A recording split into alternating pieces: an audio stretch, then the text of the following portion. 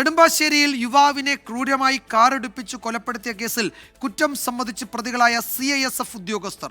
വാഹനം തട്ടിയതിന് പിന്നാലെ ഐവിൻ ജിജോയെ മർദ്ദിച്ചെന്നും വീഡിയോ പകർത്തിയത് പ്രകോപിപ്പിച്ചു എന്നും മൊഴിയിലുണ്ട്. ആശുപത്രിയിൽ ചികിത്സയിലായിരുന്ന ഒന്നാം പ്രതി വിനയ് കുമാർ ദാസിനെ പോലീസ് സ്റ്റേഷനിലെത്തിച്ച് അറസ്റ്റ് രേഖപ്പെടുത്തി.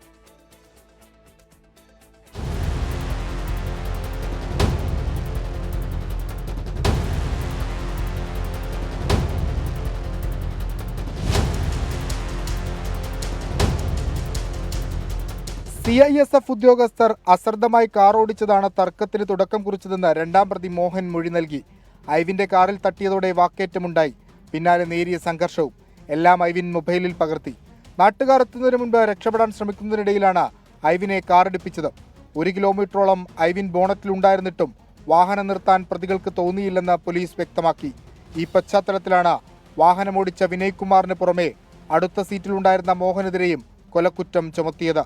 അന്വേഷണം കൂടുതൽ ശക്തമായി മുന്നോട്ട് കൊണ്ടുപോകണമെന്നാവശ്യപ്പെട്ട് മുഖ്യമന്ത്രിക്ക് പരാതി നൽകാൻ ഒരുങ്ങുകയാണ് തുറവൂർ പഞ്ചായത്ത്. ആവശ്യം വേണ്ട നടപടികൾ സർക്കാരിൻ്റെ ഭാഗത്തുനിന്നും അന്വേഷണ ഏജൻസിയുടെ ഭാഗത്തുനിന്നും ഉണ്ടായിട്ടില്ല എങ്കിൽ അതിൻ്റെ ശക്തമായ നിലപാട് സ്വീകരിച്ച് ഗ്രാമപഞ്ചായത്ത് ഇപ്പോൾ അടുത്ത തിങ്കളാഴ്ച തുറവൂർ ഭയങ്കര പ്രതിഷേധ യോഗം വയ്ക്കാൻ ആലോചിക്കുന്നുണ്ട്. ഇത്തരം നടപടികളുമായി ഞങ്ങൾ മുന്നോട്ട് പോകും. പരമാവധി CCTV ദൃശ്യങ്ങളും ശാസ്ത്രീയ തെളിവുകളും പോലീസ് സമാഹരിച്ചിട്ടുണ്ട്. പ്രതികളെ റിമാൻഡ് ചെയ്ത ശേഷം വീണ്ടും കസ്റ്റഡിയിൽ വാങ്ങി ചോദ്യം ചെയ്യും. തെളിവെടുപ്പ് നടത്തും.